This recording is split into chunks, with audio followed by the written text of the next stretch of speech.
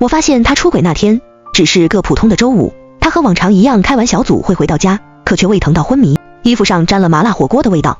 陆岭川肠胃不好，从不吃辣。我联系了助教，这才知道今天小组里新来了一个学生。陆岭川顺住他的意去吃了重庆火锅，也没什么，只是你老师胃不好，以后麻烦你别让他吃这些了。电话那端的声音嗯了一声后犹豫道，师母，其实沈英英她根本不符合进组资格。我心里有个怪异的想法在脑子里炸开。陆岭川正躺在床上休息，许是太过难受，双眉还紧锁着。结婚多年，我们对彼此太过熟悉，我很轻易地打开了他的手机，小组群里一切都很正常。只是陆岭川，下次组会不能再睡住了。沈英英，那不是太无聊了吗？那我下次看着陆老师好不好？看着你我就不困了。陆岭川，好。沈英英，叫陆老师太显老了，我以后喊你小陆老师或者小陆哥哥好不好？陆岭川，随你。沈英英，啾咪，比心 IPG。我拿出手机对照头像，确认了这个沈英英是我认识的那个人，心里堵着一口气，不上不下，憋得难受。陆岭川在日色昏暗时醒来，我递过去一杯热水，一同放到他面前的还有他们的聊天页面。在这期间，沈英英又给他发了很多问题。小陆老师，明天我们还去吃火锅呀？小陆老师，论文不会写，我能不能请小陆老师当枪手啊？我同意你当我的第二作者。他才大4，没有考研，于情于理都不该进入陆岭川带的硕士小组，让他离开，他什么也不懂，会拖累你们的进度。我可以当这件事没有发生，20年的感情，我尽可能给他保留颜面。陆岭川的目光落在发着微光的屏幕上，他眯住眼看我，言之，要不是我娶你，你还只是个卖花妹。我一向是丈夫的贤内助，我很听陆岭川的话，所以第二天我就挽起头发，去清大门口摆起了花摊。每一束花的包装纸上，我贴心印上了沈英英和陆岭川的聊天记录。这些年，我经常出入清大，学生老师们都很熟悉我。于是，我刚出现在校门口，就有陆岭川教过的学生凑了过来。师母，你怎么出来摆摊了？师母，是不是您和陆老师出了什么事？我将一束包好的鲜花递给他。没什么，你老师要在外面多养一个家，也不怕你们笑话。年轻女孩总是要得多，我怕你老师吃不消。我将所有的恶意释放，故意刻薄隐晦说起了陆岭川和沈英英。不过一日，关于陆教授和他小徒弟的传言甚嚣尘上。于是在我第二次推着花摊时，一群混混冲过来踩烂了所有花。这位大姑，有人让我给你带句话，见好就收。我当然是不听劝呢。我当天从保安办哭倒了校长室，最后还打了市长热线。陆岭川被叫去谈话。这一晚，陆岭川没在学校逗留，早早回家。言之，该够了。我哼笑一声，这才哪到哪儿啊？陆岭川做得出那档子恶心事，你现在怕上了。他重重叹气，公文包扔在沙发上，眉宇间都是对我的不满。言之，你要不弄出这些事，一切本来都能商量。他用失望的眼神看着我。如果我们婚姻走到尽头，那也是你求的结果。他在怪我，他怪我歇斯底里毁了这桩不堪婚姻的表面和谐。明明是在我们这20年的感情里不忠诚，可他此刻却站在道德高地，指责我疯癫无状，指责是我的神经行为将他推开家庭。陆岭川，是我让你出轨的吗？他冷笑一声，言之，你忘了沈英英是谁带到这个家的吗？我心里一咯噔，排山倒海的恶心将我压倒。那个女孩是我资助领养的，是我将她带到家里，像女儿一样呵护了近10年。陆岭川，你真让我恶心。第一次，我们在对方眼里看见了陌生感。当晚，陆岭川就搬了出去，和他同行的还有沈英英。我笑看着台上的陆岭川，我说过的，我不会让他好过。保安在控制现场，清大毕业典礼本就引人注目，记者的拍摄，学生们举起的手机都对准了我和陆岭川。我被他拉去了教职工休息室。言之，方才的慌乱仅在他脸上停留一瞬，此刻他又是那个冷静自持的陆教授。你应该知道今天是什么日子，你在胡闹什么？我当然知道。毕业典礼逢100年校庆，许多已经在商政界叫得出名字的校友都回来出席，而且还有位关键人物左右陆岭川能不能任职复校。他是钟老，2院院士，我和钟老一家结缘于当初卖的一束玫瑰花。那是一年七夕，钟老忙着研究，忘了在家等候的妻子。都说老人就是老小孩，2个人吵架拌嘴上来，钟老夫人离家出走，在我的摊子前，2人就一束玫瑰花吵起来。我将摊子上仅剩的玫瑰送给了钟老夫人，并且说了个善意的谎言，这是您丈夫特地让我留给您的。钟老哄好了妻子，我们自此结缘。钟夫人很爱花，所以钟老每周都来我这里买一束花带回家送给夫人。只是在某个寻常傍晚，一个醉汉无故跑来打砸我的花摊，握住醉汉落在我身上拳头的人就是陆岭川。他可没什么打架天赋，来回几招后他脸上就负了伤，可他到底凭住一腔孤勇打跑了醉汉。他央求他留下帮我收拾残局。后来他遇见了准时来买花的钟老，在被砸得稀烂的花摊旁，陆岭川和钟老聊学术，聊理念，聊到快成知己忘年交时，钟老才发现陆岭川是他学校的硕士生。于是钟老改了不收弟子的传统，将他带在身边。自此后，给钟老夫人买花的任务就落在了陆岭川头上。原本1周买1次的，变成了1周2、3次，后来1天1次。他既买玫瑰，又买紫罗兰，那是我最爱的花。在他研究生毕业，被钟老留校任职那天，他捧着一束鲜花，怎么要来踢馆？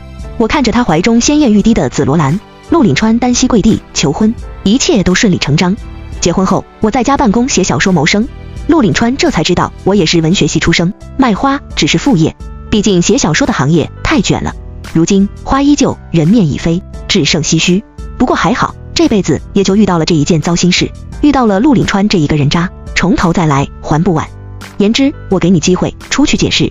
陆岭川眉宇间萦绕着怒意，我只觉得好笑。在这场出轨婚姻里，明明最该生气的人是我，可就因为我没有委屈伤神，没有顾影自怜，我疯狂地报复他们来让自己好过，然后有错的陆岭川和沈英英反而就成了受害者。你想要我说什么呢？说我被自己资助收养的女孩背叛，说我的丈夫和她名义上的养女学生上了床。我抬眼看他，岁月似乎格外眷顾陆岭川，20年的时光里，并未在他脸上留下什么痕迹。言之，见好就收。陆岭川皱眉道：呵，又是这一句。可我见到什么好了？我见到自己的丈夫对我横眉冷对，我见到自己是弱亲女养大的女孩和我丈夫滚到了一起，我看见他们一起对我展现的恶意和背叛。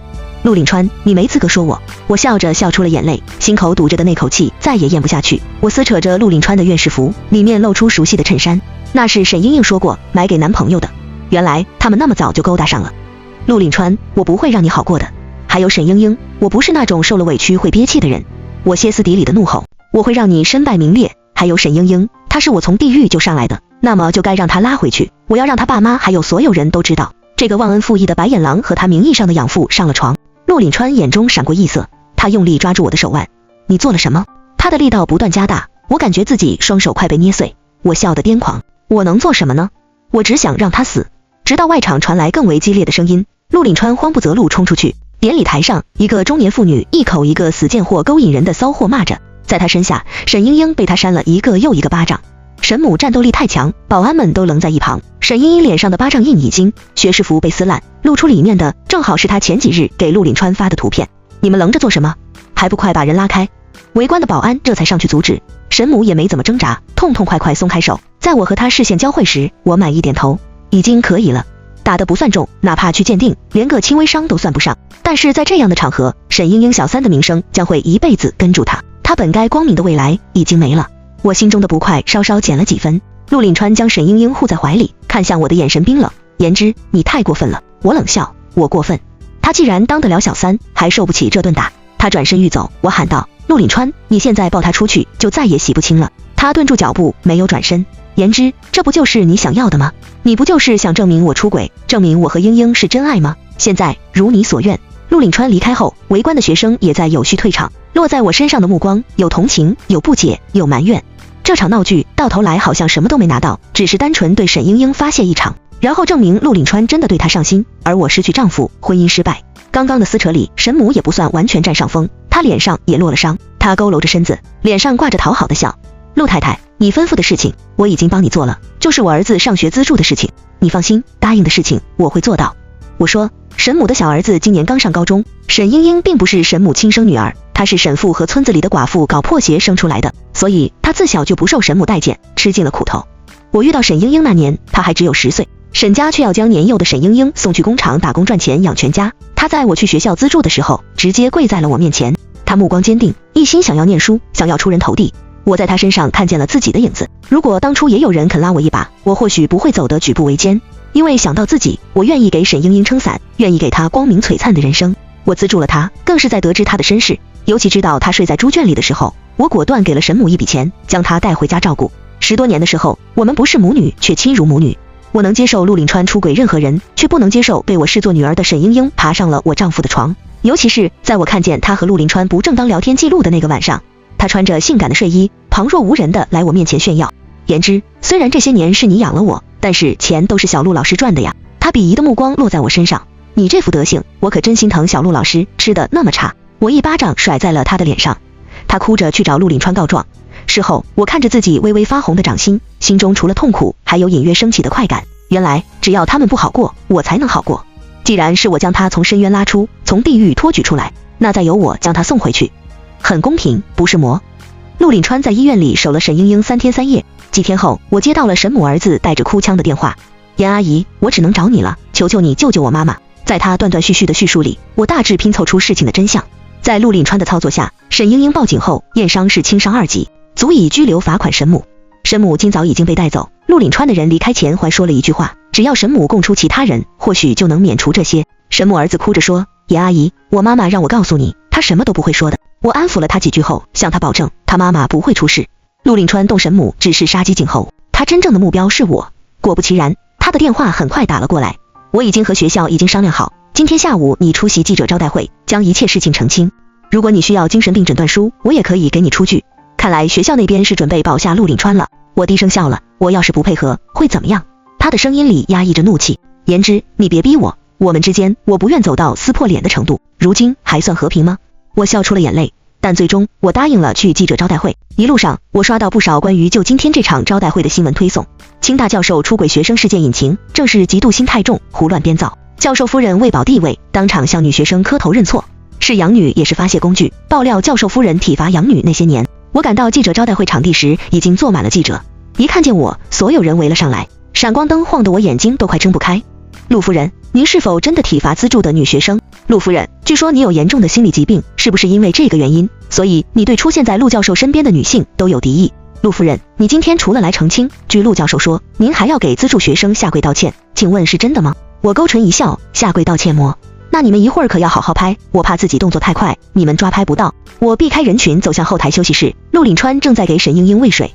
沈英英苍白着小脸，看见我时，下意识地躲到了陆凛川怀里。陆夫人，她怯生生说，小陆老师只是看我口渴，喂我喝水，你别在意，我们没什么的。她还装着咳嗽几声。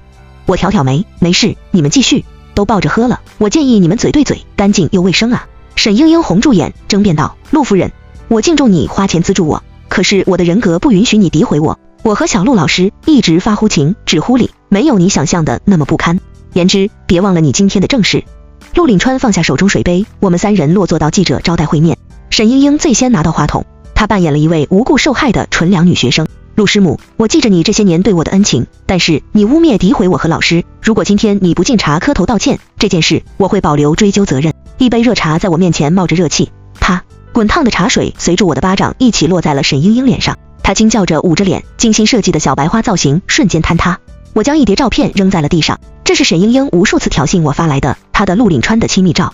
既然你们求锤得锤，那我送你们一把助力。记者疯狂拍摄散落在地的亲密照，陆凛川既要护着沈英英，又要挡着照片，一时分身乏术。言之，陆凛川咬牙切齿，我可没耐心和他掰扯。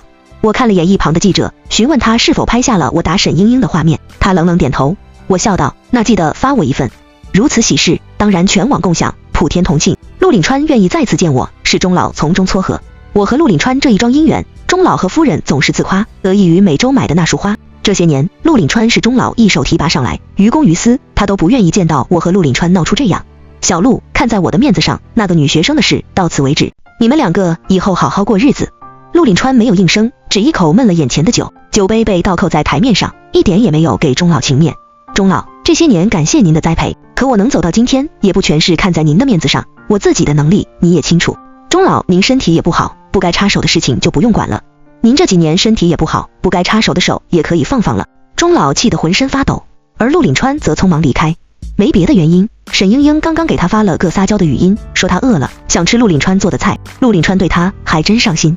小严，他就是个混账，要不是我这些年提拔他，他能有今天。我安抚着钟老，没事，我不稀罕他了。钟老顺了好一会儿气，他重重叹息，也是我当年看走眼了。我没有说话，当年看走眼的哪里是钟老，是我心动于那张脸，看中了他的皮相。我比钟老还要先一步得知他是清大的学生，也是我在他快要离开时留住他，给了他和钟老见面的机会，是我将他送到了钟老身边。小严，你就和他离婚吧，老头子我还有点面子，我出面，我看谁还敢对你指指点点。我轻轻摇头，我不离婚。钟老恨铁不成钢，你怎么就这么傻？他有什么好的？你要和他耗一辈子吗？我不能离婚，我不能让他们太舒服了，不然我这辈子都会过不去的。我要他陆凛川身败名裂。当晚，陆凛川将沈英英接到了家里。英英受了伤，需要静养，学校寝室不方便她住了，我做主让她住你的房间。陆凛川说的理所当然。我随手摸过手边的花瓶，直接朝他扔了过去，4件的碎片划过他的脸，留下一道血痕。在沈英英的尖叫声里，我缓缓走进陆岭川。陆岭川，我可不是保姆，这是我家，我需要给小三挪位子。沈英英心疼的陆岭川的伤口，她控诉我，言之，不就是一个房间，你至于吗？我说过了，我和小陆老师清清白白，在你们没离婚前，我也是不愿意来这个家的。要不是你那天公布的照片，要不是你去学校闹那一次，我也不会被室友们排挤。大学生总是有着正义感。我拢了拢鬓边的发丝，笑道，沈英英，当小三可没有你想的那么简单。从你第一天爬床开始，你就该知道这个后果，而且现在才哪儿到哪儿呢？沈英英瞬间红了脸，一双杏仁眼渲然欲泣。够了！陆岭川沈声，整个人挡在了沈英英身前。我们俩到今天这步与人无关。他眼神失望，言之，是你变了，真可笑。他陆岭川出轨缺，想将所有的锅扔到我身上。我冷笑着，我变了，我变了什么？是我不够他温柔体贴、乖巧温顺，还是我不再年轻，不像他能给你所谓的体验青春的快乐？陆岭川，你就是个恶心自私的男人，你一面享受着偷欢带来的刺激，又希望我能在家当好你的贤妻良母。陆岭川气得只扔下一句，言之，你不可理喻，你就是个疯子。我早就是个疯子了，在他出轨却还想精神控诉我，企图让我内疚自责，让我反思这场婚姻的失败因我而起时，我就疯了。我就要偏执疯癫，就要恶毒无状，就要拉着他们一起下地狱，似乎是为了报复我。当晚他们在我家客房彻夜厮混，沈英英似乎是鼓足了力气，饶是我房间隔音好，呻吟声也穿透了墙壁，一个不差的落在了我耳朵里。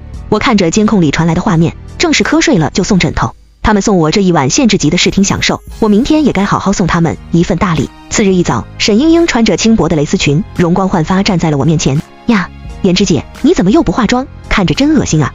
真心疼小陆老师以前吃的这么差。他故作惊讶，我甩了他一巴掌，他左边脸颊上立刻浮起鲜红的手掌印。在我家别当咯咯哒，一大早叽叽喳喳，吵到我眼睛了。他刚要哭一声，我又照住他右脸来了一巴掌，对称了，本重度强迫症患者顺眼了。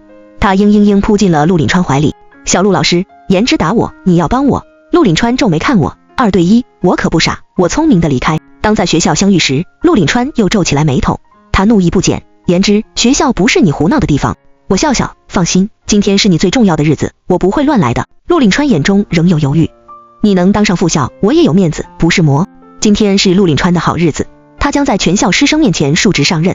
他确实有才华，这些年为清大也拿到许多奖项。陆岭川随口敷衍我几句，便上了台。我坐在台下，看着台上的陆岭川意气风发，不得不说，我当年的眼光真不错。可在他身后的屏幕发出沈英英的呻吟声时，陆岭川的笑僵在了嘴角。屏幕上是沈英英和陆岭川的激战画面，众人眼神不断在陆岭川和沈英英中间飘过，要用这么多花样，看来也是不太行啊。沈氏的玩味的目光落在沈英英身上，有人拍摄录屏，有人正义发声，叫嚣着让陆岭川、沈英英滚出去。沈英英捂着脸逃出了大会场，场面一度混乱，校领导积极撤退，熙熙攘攘的人群在我和他身边来回穿梭。陆岭川看向我，言之，我们聊聊吧。陆岭川的办公室里，他站在巨大的落地窗前。我当上院长第1年，就在办公室这里开了一扇落地窗，因为你以前说过你喜欢我的办公室透亮干净。我别过头，闷着声音，现在说这个有什么用？陆岭川叹息，没什么，只是有些感触。言之，我们不要互相折磨了。他重重吐出一口气，她怀孕了，我们离婚吧。其实我应该脱敏了的，毕竟已经过去这么久，我以为我完全消化了陆岭川和沈英英出轨这件事，可原来不是。我拼命握紧因剧烈气氛而颤抖的双手。听到他说出离婚时，我还是头皮一阵发麻，我咬死了下唇，血腥味在嘴里蔓延开。很久后我才找回声音，陆岭川，我不会离婚的。他既然当小三，就要永远当三，他的儿子只能当见不得光的私生子。我砸烂所有目之所及的摆设，撕烂他桌子上摆着的每一份文件，我疯狂在他面前发泄自己的情绪。透过陆岭川漆黑的双眸，我看见自己就像是从地狱里爬上来的恶鬼。我告诉你，这还没完呢。我不在乎你死了，遗产会不会分给他，我只要活一天，他们就别想过安生日子。我说尽了我能想象到的恶毒的方法，直到我无力瘫坐在地上，四周都是零碎的花瓶和文件碎片。陆岭川依旧很平静，他低垂着双眸俯视我，言之，我可以诉讼离婚的，半年1年我都等得起。我会让沈英英当我堂堂正正的教授夫人，包括我的儿子只会是万人仰慕的天之骄子。他蹲下身和我平视，言之，我有100种离婚的法子，任何一种都是你承受不起的。他扶额无奈，言之，这世上我最不想伤害的就是你。这句话真恶心。在某种意义上，陆岭川没有骗我，他真的为了沈英英做到了法律范围内的极限。持久战30天后，我同意了签字离婚，钱房子我能给你的你都可以要。他似有愧意，言之，我会尽我所能的补偿你，但我需要你出席婚礼。他要用他如今最不缺的钱买断我和他的7年。只要你答应我一件事，我立刻离婚。我的条件是，我要陆岭川陪我再去花市选花。陆岭川有些不自在，也是当惯了大教授，他哪里还记得曾经陪我搬花的日子。凌晨3点，花市穿梭着很多小贩。从前，陆岭川得知我要这么早来花市选花，从此每一个清冷的早晨都有他的陪伴。玫瑰的刺扎到手上，鲜血染红了枝干。陆岭川下意识将我的手指放到嘴里，皱眉：言之，你这样粗手粗脚的，以后怎么照顾自己？这样的场景在7年前就上演过。那天陆岭川说完这句话后，单膝下跪，用他创业得到的第1桶金给我买了掺戒。物是人非，只剩唏嘘。言之，我们怎么就走到今天这一步了？陆岭川声音有些哽咽。闹了这么久，他向来平静的双眸里带上几分情绪。我背过身，假装抹眼泪。我带着哭腔的声音闷闷道：陆岭川，我同意离婚，我也会出席你的婚礼，但是我要你净身出户，这是你欠我的，我还要生活。意料之中，陆岭川答应了。他环是清大教授，只要我参加婚礼，等于另一种意义上的成亲。只要他顺利当上副校，全有了，钱是早晚的事。我和陆岭川顺利签字离婚。接下来的30天里，陆岭川和沈英英的婚讯传得全城皆知。婚礼前1小时，我和钟老通了电话。放心，有我老头子在，你的贺礼一定能送到他手上。于是婚礼现场，我特地盛装出席，身后还带着沈英英的老熟人们，她的父母亲戚，她从小到大接触的每一个人，他们身上都穿着沈英英独家定制衣服，上面印着沈英英和各个男友的亲密照。沈英英从小到大做过的每一件错事，他们全方位展现着沈英英的曾经，也在提醒陆岭川，他眼中纯洁的不谙世事的小白花，可不像他想的那样。言之，你是故意的。沈英英尖叫，你是故意的，这是诋毁。他抓着陆岭川的胳膊，声泪俱下，小陆老师，我真没有，这都是言之在冤枉我。我笑了笑，拿出一份文件，我想你也需要看看这个。陆岭川得知沈英英怀孕前1周，他曾和一位陌生男人在酒店肆意缠绵。陆岭川，我们第1个孩子怀得很不容易。我顿了顿，在所有人面前揭下陆岭川的遮羞布，因为医生说你的小蝌蚪质量不好，极难承孕。一场婚礼当即成了笑话，可打脸名场面怎么能这么简单呢？陆岭川尚在愣神时，他接到了一个电话，表情跟吃了10个沈英英一样。你去纪委举报我。我笑笑，我和他夫妻10多年，陆岭川在这个染缸里面总做出过利人便己的好事，而且他不知道的是，我很早已经就办理了沈英英的收养证明，所以在法律意义上，沈英英可是他名义上的女儿。私德败坏到如此地步，清大怎么还会要他呢？陆岭川在很久之后才找回声音，他看我的眼神有恨意，有茫然不解。言之，那天在花市，你都在装是不是？如果他尚且有一丝情真，就能看出来，那天戳破手指的桥段和10年前一模一样。可惜他没看破。言之，没想到有一天你也会用这样恶心的手段。我嗤笑出声，陆岭川，我恶心？那你呢？我还没出小月子，你就和他搞到了一起。我能听见自己牙关颤抖的声音。你和他上床的时候恶不恶心啊？你们搞在一起的时候，你还记不记得我们孩子瘫软的身体？看见陆岭川他们聊天记录那天，我失望，但是同时也有几分侥幸。他只是短暂在婚礼里精神游离，我可以原谅他这一次。可婚姻里的女人是侦探，是福尔摩斯，是必须要打开薛定谔盒子的人。我带着强烈的探知欲查他们，查到我怀孕时，他在维港的夜风下亲吻沈英英；查到我小产那天，他们在酒店彻夜纠缠。原来陆岭川不是一下子烂掉的。那天之后，沈英英就消失在我的视线里。陆岭川这人自私薄情，他当然不会要沈英英。沈英英被他妈强行带回了山里，拿人钱财，岳母自然会替我消灾。沈英英被嫁给了一个猪肉佬，听说那个男人刚刚打死上一个老婆。我说过的，我能托举他出山，就能让他再进地狱。后来我和陆岭川见过3次，第一次我在清大门口看他被保安驱赶，第2次我驱车回家，而他衣衫褴褛在门口等我，当然我连一句话都没和他说。第3次他坐在被告席，我是听众。陆岭川这些年利用清大教授的头衔，私底下做了不少事。那些他背后的人，为了担心被出卖，提前一步将所有罪名扣在了陆岭川身上。墙倒自然众人推。在陆岭川被定罪扣押走的时候，他眼神落在我身上，嘴唇颤抖，遥遥和我说了一句话：扣刑应该是对不起。他真的后悔了吗？不，他没有。如果我让一步，让他和沈英英百年好合，或许他有一天会看清沈英英的真面目，但那时他们早已儿女成群，他可能会为了孩子包容一切，或者在外面重新找几个李英英、王英英去舒缓被欺骗的痛苦。但是他不会觉得自己有错，他只会认为是沈英英勾引他，是我让他在婚姻里失了兴致，是我们这些女人不懂他，不体恤他。或许今年之后，他也会偶尔想起我，在某个夜深时，怀里搂着另一个年轻的女人，唏嘘说起自己年少寡情，辜负了一个真心爱他的人。但我也只是他装点情深的门面，是佐证他曾魅力无限的证据。离婚后，我偶尔还是去摆摊卖花，我爱花，也爱在写作之余，给自己另一种人生体验。期间有记者采访我，希望能出一版我和陆岭川的婚姻实录，我欣然同意。陆岭川的自私薄情被记者尽数写在笔下，我要让陆岭川永远被钉在耻辱柱上受人审判。我可不会祈求他会在午夜梦回时后悔，他们这种背叛家庭的男人根本就不会因为女人的离开而后悔，但是失去钱和权他会。我要让他体会到一无所有，余下人生都在绝望痛苦里度过。闭上眼，我突然想起和陆岭川结婚时的宣誓，我将对上帝起誓，无论贫穷还是富有，无论健康还是疾病，我将永远爱他，尊敬他，忠贞不渝，直到永远。普通人的生活里根本没有上帝随时存在，所以送他贫穷、疾病以及从此困厄难翻身的人生是我的责任。这篇访问我贴心地送给了老理睬缝纫机的陆岭川，听说他用牙刷自杀，不过被及时救回，但不凑巧他严重损伤声带，再也不能说话了。得知这件事，我当天出去摆摊卖花的时候直接免费送出，这种喜事就该普天同庆。